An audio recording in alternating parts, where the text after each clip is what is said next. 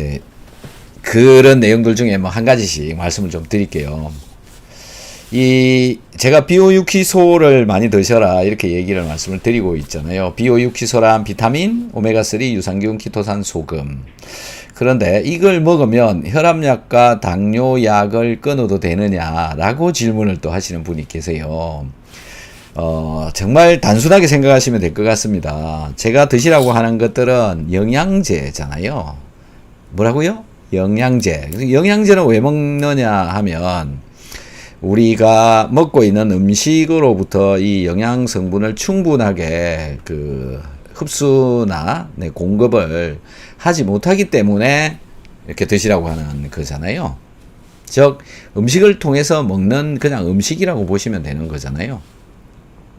근데 음식을 먹는데 먹고 있는 약을 끊는다? 이 얘기가 되는 거거든. 나 음식 먹고 있는데 음식 중에 영양 성분이 평소와 좀 더 많은 영양을 내가 섭취를 하는데 그러니까는 약을 끊어도 되느냐 이렇게 묻는 거하고 같은 거거든요. 뭐 답이 뻔하겠죠, 여러분들. 그죠? 그런데요, 약물이 하는 기능이라고 하는 게 있습니다. 양리작용이라고 하고 작용이라고 얘기를 하죠. 그래서 약을 보고는 뭐라고 얘기를 하냐면 작용, 부작용 이렇게 얘기를 하거든요. 약을 먹을 때는. 그래서 약은 작용을 한다. 역할을 하는 것 중에 작용을 한다. 이 얘기거든요. 그러니까 우리 몸속에 들어와서 무엇인가를 고치는 그런 작용을 하는 그런 게 약인 거죠. 그런데 약에는 작용을 하는 것도 있지만 부가적으로 또 몇 가지 더 작용을 하는 게 있다. 그게 부작용인 겁니다. 부작용이요. 예. 그러니까는 반장, 부반장 이런 거 있는 거하고 같은 겁니다. 부가적으로 하는 작용. 그런 작용인데 이제 의미가 와전이 돼 가지고 이제 뭐 무슨 비 이런 의미에 안 되는 작용, 역효과를 내는 작용 이런 개념이 지금 되어져 있죠. 예. 근데 상식선에서의 개념은 약물은 그렇고요. 영양은 그냥 보충하는 거다. 그렇게 되어져 있는 거죠. 서플먼트 이런 개념이란 말이죠. 영양은. 그래서 뭐 보충제 또 이렇게 얘기하죠. 그러니까 결국은 약은 약대로 먹어야 되는 게 맞는 거고요.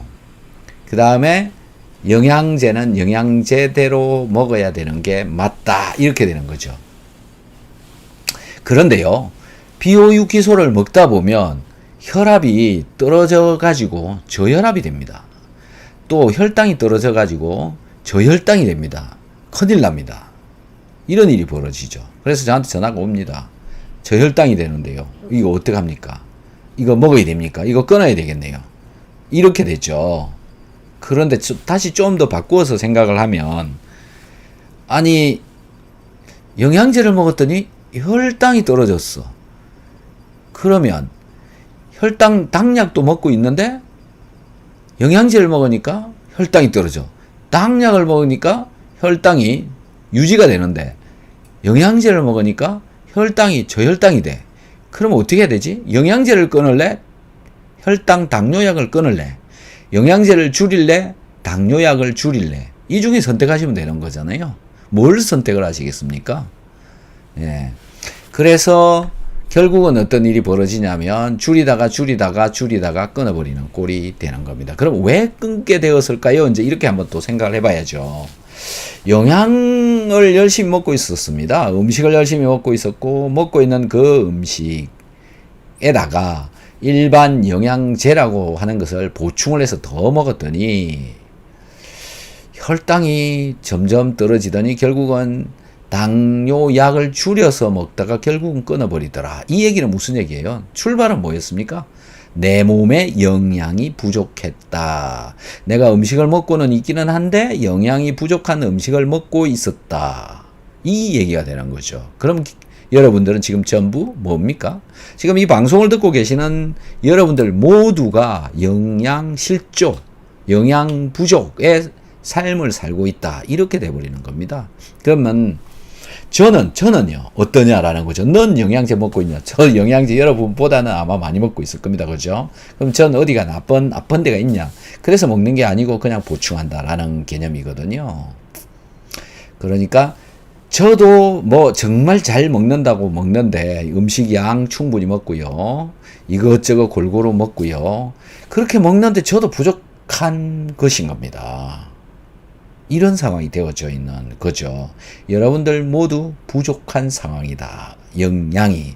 그래서 음식을 통해서 충분하게 공급을 하지 못하니까 영양제를 통해서 영양소를 공급을 하게 되는 거다. 이렇게 이해를 좀 하시면 될 것 같아요.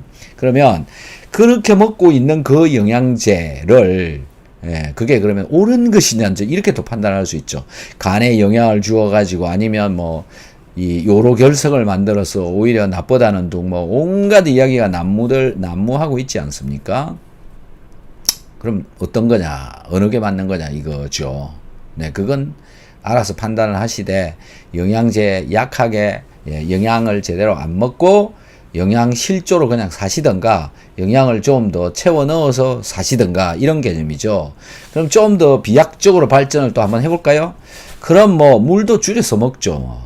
소금도 줄여서 먹고 비타민C도 줄여서 먹죠. 먹지 말죠. 그러면 다 이렇게 돼버리는 겁니다. 밥도 그냥 한 공기씩 먹다가 그냥 한 숟가락만 먹고 삽시다. 이런 개념인 거거든요. 그래서 결국은 남도록 먹는 게 옳다. 이쪽으로 가버리게 되는 겁니다. 남도록 먹는다. 뭘요? 물도 남도록 마신다.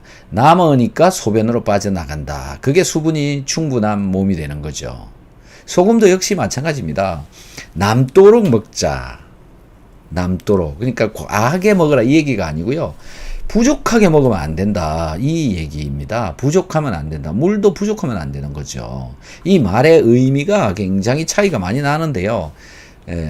부족하면 안 된다. 그러면 적당한 만큼 먹어야 된다. 이 얘기가 되는데 여러분들 물도 적당히 먹고 있느냐라는 질문을 저는 해보고 싶습니다.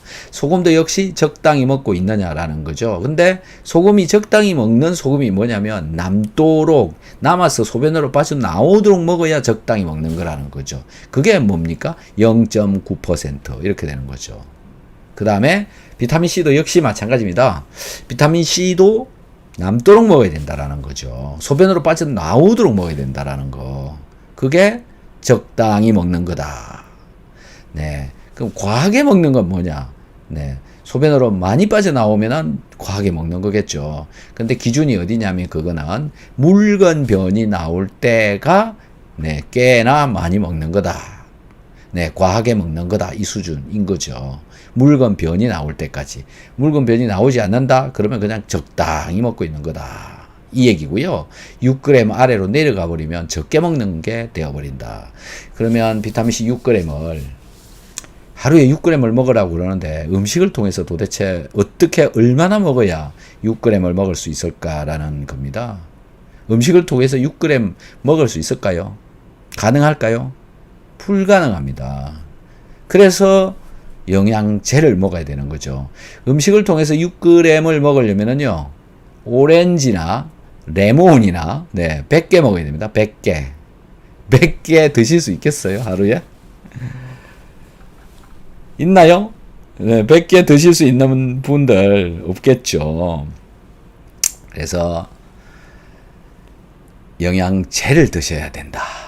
이렇게 되어져 있는 겁니다. 자, 어떻게? 남도록 먹어야 된다. 적당한 수준이 뭐냐면 남아서 소변으로 빠져나올 정도로 먹어야 된다. 그렇게 이해를 좀 해주시고요. 동물들은 소변으로 비타민C가 엄청 많이 빠져나온다고 합니다. 왜 그러냐? 몸에서 만들거든요. 몸에서 만들어갖고 소변으로 자꾸 나온다 이거죠. 소, 돼지, 닭, 소변으로 비타민C가 막 빠져나온다라는 겁니다. 자기가 만들어가지고. 사람은 만들지를 못한다. 그래서 채워주어야 된다. 이렇게 되는 거죠. 자, 오신 분들이 꽤 많으신 것 같은데요. 많으신지,